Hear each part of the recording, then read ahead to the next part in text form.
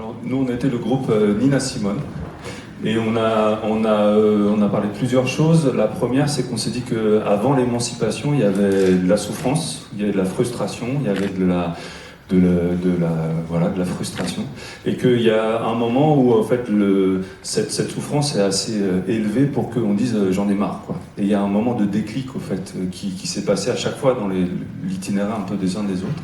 Et c'était important d'écouter cette frustration-là, et puis et de se permettre ce j'en ai marre, quoi, faut qu'on passe à autre chose.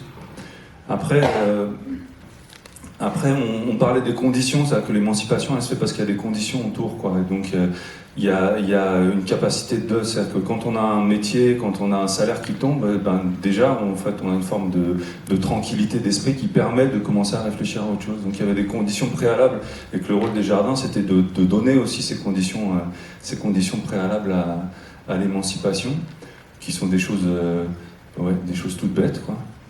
Et puis après, il y avait une manière de le construire sur la durée, donc comment,